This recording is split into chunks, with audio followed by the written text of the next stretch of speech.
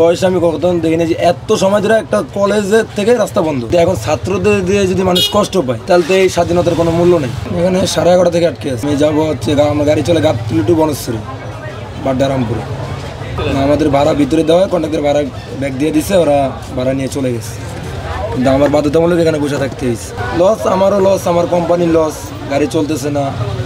আমার এই যে আমি গাড়িটা চালাইলে কত টাকা পাইতাম এটা পাইতেছে না, আমার কোম্পানি কিছু টাকা পাইতো, গাড়ির একটা জমা পাইতো, এটা পাইতেছে না। বসা, কিছু করার নেই। কারণ এই দেশে ছাত্ররা এখন সবাই বলে ছাত্ররা দেশ স্বাধীন করছে।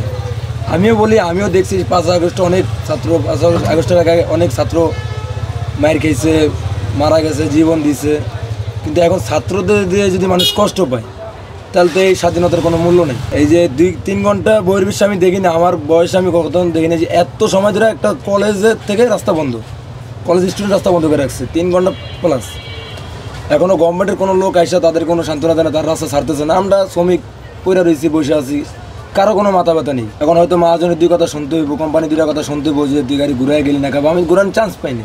আমি যাইতেছি, আমার গাড়ি ছিল ফুল ভরা, মোবাইল থেকে আমি গাড়ি ঘুরে নিয়ে আসছি।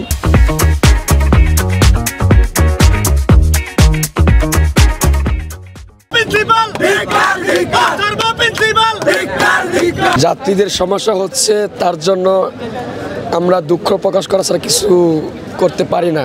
আমরা চাই না জনগণের কষ্ট হোক, কারণ আমরাও দেশের জনগণ। ছাত্র তো আলাদা পরিচয়, আমরাও জনগণ, আমরাও দেশের ভোটার। আমরা রাস্তায় কিন্তু নামতে চাই না। আমরা গতকাল থেকে 18 ঘন্টা ক্যাম্পাসের ভিতরে আমরা অনশনে ছিলাম। এই 18 ঘন্টা পার হওয়ার পরেও সরকারের প্রতিনিধি তো আসেই নাই, বরঞ্চ আমাদের কলেজ প্রশাসনের তারা ভিতরে খেলাধুলা সহ সে জায়গায় সাংস্কৃতিক অনুষ্ঠান কার্যক্রম পরিচালনা করতেছে। যে জায়গায় আমার ভাইয়েরা রাস্তায় পড়ে মরার মতো অবস্থা, সে জায়গায় কলেজ প্রশাসন তারা সাংস্কৃতিক অনুষ্ঠান করে। তারই বিক্ষোভে সাধারণ শিক্ষার্থীরা সকলে মিলে রাস্তায় এসে অবস্থান নিতে বাধ্য হয়। আমরা কিন্তু জনদুর্ভোগ চাই না। আর সরকার সব কিছু জানার পরও যদি আমাদের দাবিগুলো না মানে, তাহলে আমি জনগণকে বলবো, আপনারা সরকারকে দায়ী করেন, সরকারের উপর প্রশ্ন ছুড়েন, আমাদেরকে প্রতিপক্ষ বানাবেন না। আমরাও আপনাদের এই কষ্ট চাই না। আমরা একটা কাজে যাচ্ছি, তখন তাদেরকে আমরা বলি যে আমরাও বাবা কী বা করতে পারি, আমরা তো সর্বোচ্চ চেষ্টা করি আপনাদের কষ্ট না দিয়ে আলাদা কাজ করার জন্য। যে কারণে আমরা 18 নভেম্বর পরে কিন্তু আর রাজপথ দখল করি না, এটা কিন্তু আপনারা দেখেছেন। কিন্তু এতদিন হওয়ার পরও কমিটি কোনো কাজ করে নাই, আমাদেরকে 7 কলেজের সাথে ঢুকে আরও সমস্যার সৃষ্টি করতেছে। তারই প্রেক্ষিতে আমরা অনশনে বসি। সেই অনশনে 18 ঘন্টা পার হওয়ার পরও যখন সরকারের টনক নড়ে না, তখন আমরা বাধ্য হয়ে, সাধারণ শিক্ষার্থীরা বাধ্য হয়ে রাস্তায় নামতে বাধ্য হই। আমরা তো চাই না জনগণের কষ্ট হোক। এখন পর্যন্ত বলতেছি জনগণের কষ্ট কখনোই চাইবো না, কারণ এই জায়গায় যারা সাধারণ জনগণ আছে তারা সকলেই আমাদের কারো না কারো পরিবারেরই অংশ।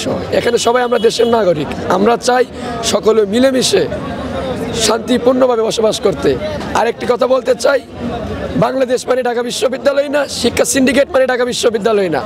ঢাকা বিশ্ববিদ্যালয় থেকে বেরিয়ে আসুন, দেশের প্রত্যেকটি জায়গা থেকে আপনারা শিক্ষা সিন্ডিকেট তৈরি করে ভালোভাবে নিরপেক্ষ একটি কাঠামো তৈরি করেন, তবেই দেশের সাধারণ শিক্ষার্থীরা সরকারের প্রতি কোনো ধরনের বিক্ষোভ প্রকাশ করবে না।